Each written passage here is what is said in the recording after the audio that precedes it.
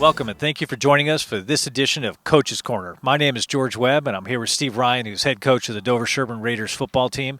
And this is our playoff edition. So congratulations, Steve. Big win last week. Oh, it was a lot of fun, wasn't it? It was. We beat Watertown at home. Final score was 21-7. Good team, but really not much in doubt. The first quarter kind of went the way we thought, and then it opened up. Yeah, the kids played amazing. It was such a physical game, and I think they thought they were going to come in here, be bigger than us, and push us around. But our kids just stood with them the entire way, toe to toe, and went punch to punch with them, and it was great. So before we go into a little bit more of a game recap, we appreciate Dover-Sherburne TV doing Coach's Corner. We didn't know it would be a historic season. It turned out to be when we started this back in a few weeks ago. But it has been a historic season. We had, of course, won the TVL Small for the first time in 43 years. Big accomplishment. That was our first goal of the season. Second goal was to get to the playoffs and win our first playoff game in the history of Dover-Sherburne football. We've been around for 60-something years, so that's significant. The third goal was see if we can make a little noise in the playoffs. So congratulations for all that. Boston Globe or the Boston Herald did a nice article on the team talking about the historic run. Yeah, the recognition is nice, but I think these guys, they love the game. They love to play it. They come out here and give everything they can because they love playing football, and that's a good group of guys to have. It's a good group of kids. As we've said, it's 5 out of the last 6 seasons, winning seasons. We went through some of the stats. This year, 21, we actually had 2 football seasons because of COVID, since February. So we've been at this for a while now. But if you take a look at it, we've won 13 out of the last 15 games. The 2 games we did, of course, with Bellingham, but 13 out of the last 15 we've won. And we were looking at the home record. We've actually won 10 games in a row here on our home field, right? Yeah, 10 in a row here, and 13 out of 15 is pretty good. And I know every kid on this team wishes they had a couple of those Bellingham games back. But, you can't get them back, and you just take the positives out of everything we can. And 13 out of 15 is a pretty good record. So let's talk about Bellingham for 1 second, because I think it does make I think it is relevant to the first playoff game we had. Last year in the beginning part of the February game, that was Bellingham took off and gave us a pretty big beating. This last one, this season, was a closer game. That was a game we probably should have won. But credit to the coaches, to the captains. They came out and they said they were a little complacent. Yeah, bad things happen, and we just preach all the time. Don't flinch. It's always the next play. You can't do anything about what happened last play. You can't do anything about what happened yesterday, and you can't do anything about what happened last week against Bellingham. So we just come out here and we're ready to go every week, and the kids have bought in, and that's why every game, we've got a shot in every single game. So I brought up Bellingham because one of the things that was surprising is sometimes you need a loss like that to get the team focused on the ground ahead, and I think that was a wake-up call for them. Since we had that game, they've really been locked on. The Norton game, they were very up for, emotional game to win the TVL Small. This Watertown game, let's get back to that, and we can do a debrief on that before we talk about Swampscott. This week seemed to be a little bit more of taking care of business mentality, didn't it?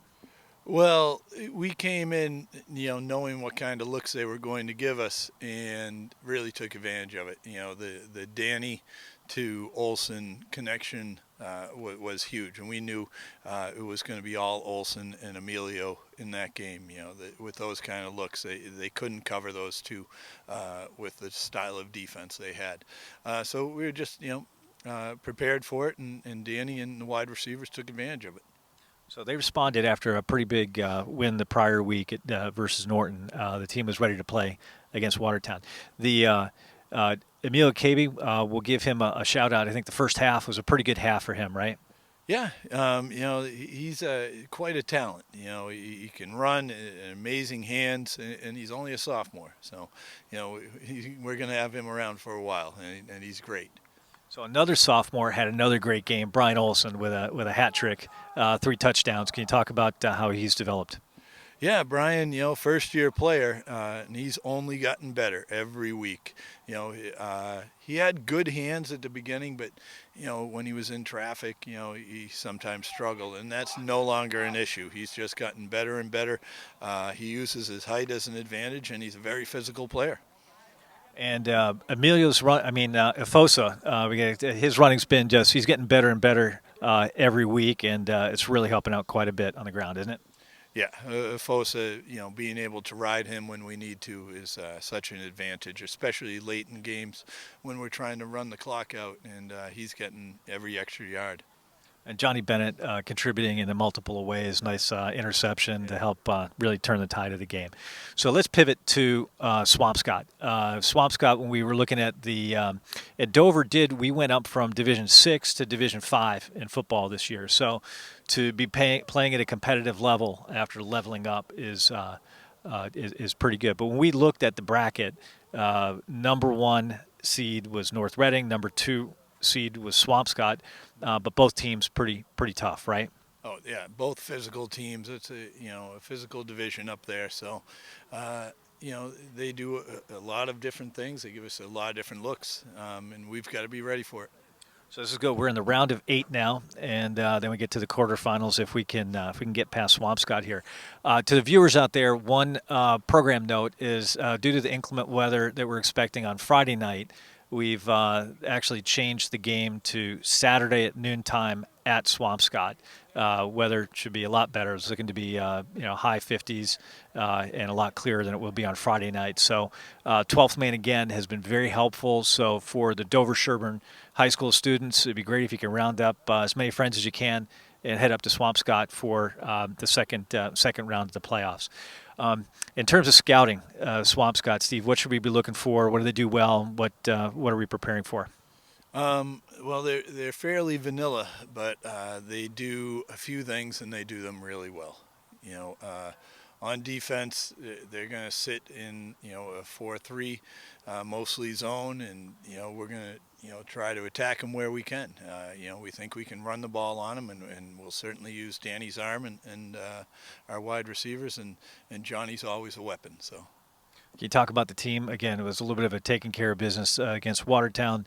We're in Tuesday. How the practice has been going, and how they've been preparing and focused on the game. Yeah, our kids have been amazing. They come out here with so much energy, and they're really fired up. And it's such a great feeling to be around the team when it's like that.